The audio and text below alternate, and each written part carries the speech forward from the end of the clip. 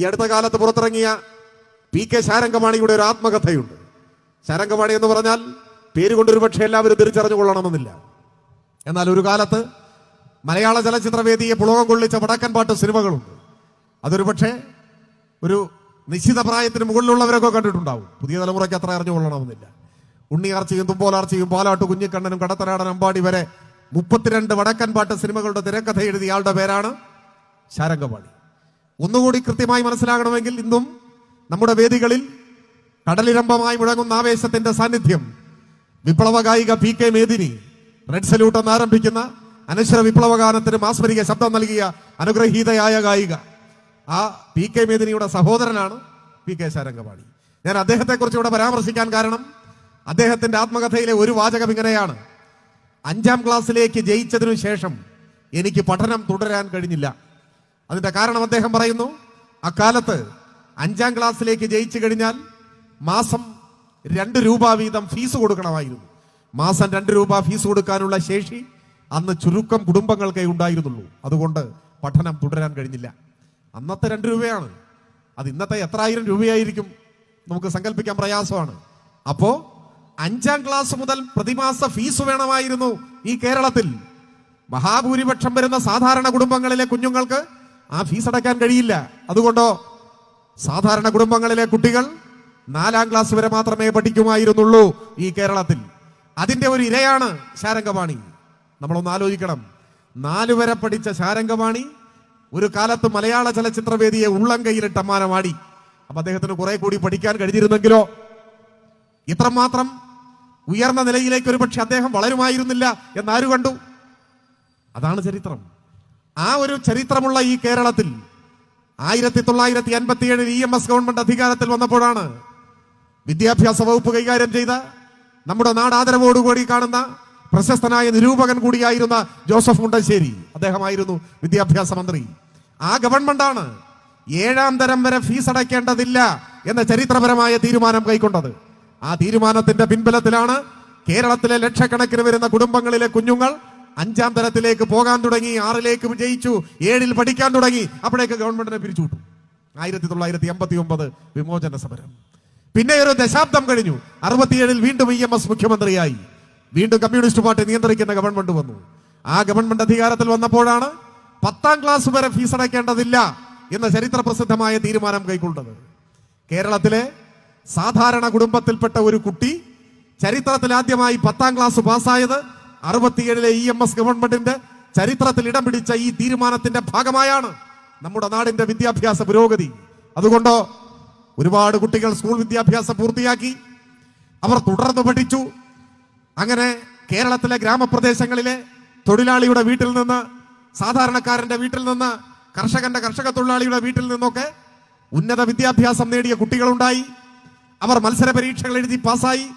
അവരിൽ ചിലർ അധ്യാപകരായി, കുറച്ചുപേർ ഡോക്ടർമാരായി, എഞ്ചിനീയർമാരായി, ചില ആളുകൾ കളക്ടർമാരായി, വിവിധ ഉദ്യോഗസ്ഥന്മാരായി. ഇന്ത്യയിൽ ഗ്രാമപ്രദേശങ്ങളിലെ സാധാരണ കുടുംബങ്ങളിൽ നിന്ന് അധ്യാപകരും കളക്ടറും എഞ്ചിനീയറും ഡോക്ടറും എല്ലാം ആകുന്നത് ഈ കൊച്ചു കേരളത്തിൽ മാത്രമുള്ള ഒരു അത്ഭുതമാണ് എന്ന് നിങ്ങൾ കണ്ടോളണം. ആ അത്ഭുതം യാഥാർത്ഥ്യമാക്കിയ പാർട്ടിയുടെ പേരാണ് CPIM എന്ന് ചരിത്രത്തിൽ നിന്ന് നമുക്ക് വായിച്ചെടുക്കാനാകും. ഇന്ന് രാജ്യത്തിന്റെ പല ഭാഗങ്ങളിലും സ്ഥിതി എന്താണ്? എല്ലാ കുട്ടികൾക്കും സ്കൂളിൽ പോകാൻ പറ്റുന്നുണ്ട്. പോഷകാഹാരക്കുറവ് കൊണ്ട് കുഞ്ഞുങ്ങൾ മരിച്ചു വീഴുന്നില്ലേ? അമ്മമാരുടെ പോഷകാഹാരക്കുറവ് കൊണ്ട് കുഞ്ഞു ജനിക്കുമ്പോഴേ കുഞ്ഞു മരിക്കുന്നു, അമ്മ മരിക്കുന്നു.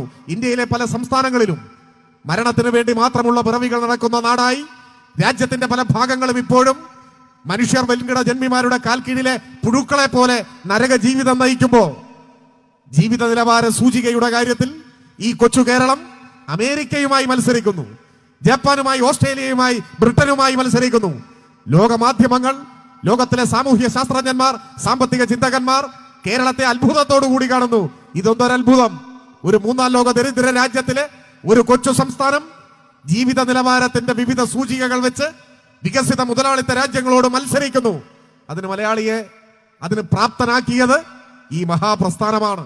നമ്മുടെ പാർട്ടി, നമ്മുടെ ഗവൺമെന്റ് കൈക്കൊണ്ട തീരുമാനങ്ങളുടെ, ഇച്ഛാശക്തിയുള്ള നിലപാടുകളുടെ ഭാഗമായി ഈ കേരളം മാറി. 80-ൽ നായനാരുടെ ഗവൺമെന്റ് അധികാരത്തിൽ വന്നപ്പോഴല്ലേ ഇന്ത്യയുടെ ചരിത്രത്തിൽ ആദ്യമായി കർഷക തൊഴിലാളിക്ക് പെൻഷൻ കൊടുക്കാൻ തീരുമാനിച്ചു. അന്ന് വരെ പെൻഷൻ എന്ന് പറഞ്ഞാൽ ആ വാക്കിന്റെ അർത്ഥം മറ്റൊന്നായിരുന്നു. സർക്കാർ ഉദ്യോഗമുള്ളവർ ഒരു നിശ്ചിത വയസ്സിൽ സർവീസിൽ നിന്ന് വിരമിക്കുമ്പോൾ പിന്നെ മരണം വരെ അവരുടെ സേവനത്തെ മതിച്ചുകൊണ്ട് സർക്കാർ ഒരു നിശ്ചിത തുക മാസം തോറും കൊടുക്കും. അതാണ് പെൻഷൻ എന്ന് വെച്ചാൽ സർക്കാർ ഉദ്യോഗസ്ഥന്റെ ഔദ്യോഗിക ജീവിതത്തിന് ശേഷം കിട്ടുന്ന വേതനമാണ് പെൻഷൻ. അതായിരുന്നു പെൻഷന്റെ അർത്ഥം.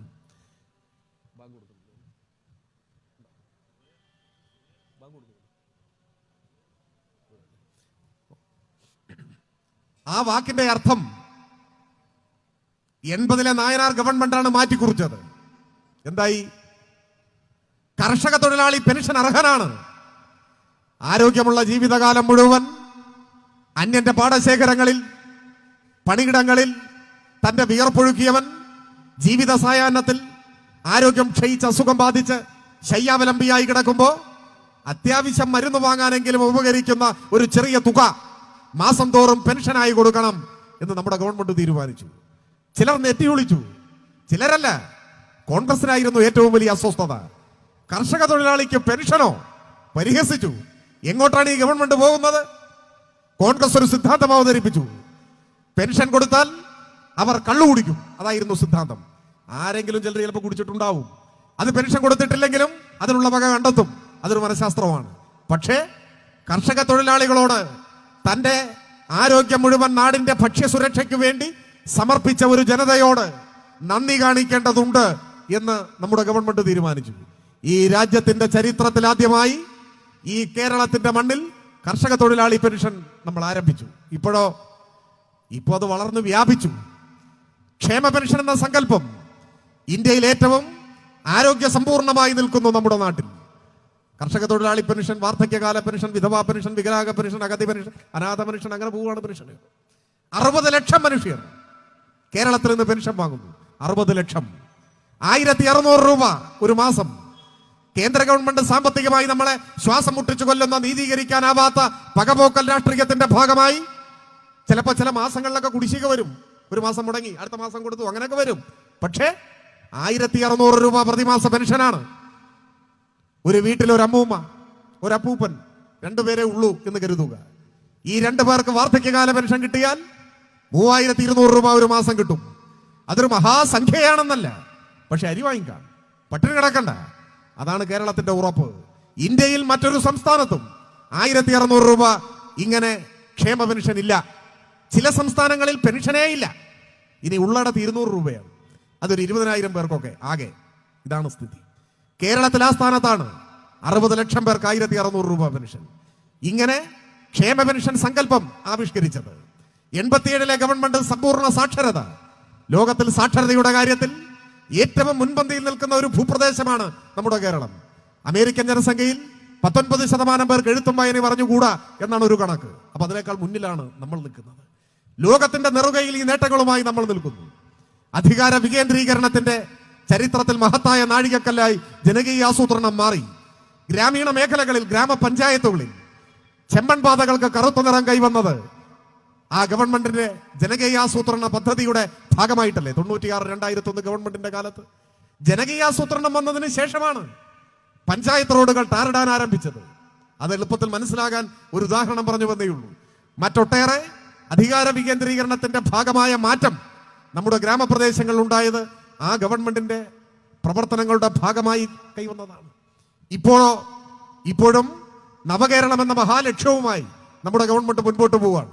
ആ കാര്യത്തെക്കുറിച്ചെല്ലാം നന്ദേട്ടൻ ഇവിടെ ഉണ്ട്, സംസാരിക്കും. ഞാൻ പറഞ്ഞു വന്നത്, ആധുനിക കേരളത്തിന്റെ സൃഷ്ടാക്കളായ നാം മലയാളിയെ അവന്റെ ജീവിത നിലവാരത്തിന്റെ അടിസ്ഥാനത്തിൽ ലോകത്തിന്റെ നെറുകയിലേക്ക് കൈപിടിച്ചാനയിച്ച നമ്മുടെ പാർട്ടി, നമ്മുടെ ഗവൺമെന്റ്. പക്ഷേ ആ പാർട്ടിയുടെ ജീവനെടുക്കാൻ ഉദ്ദേശിച്ചുകൊണ്ടാണ് എല്ലാ പിന്തിരിപ്പൻ പ്രതിലോമ ശക്തികളും ഇപ്പോ കൈകോർത്ത് ഒരുമിക്കുന്നു. RSSും കോൺഗ്രസും തമ്മിൽ യോജിക്കുന്നു.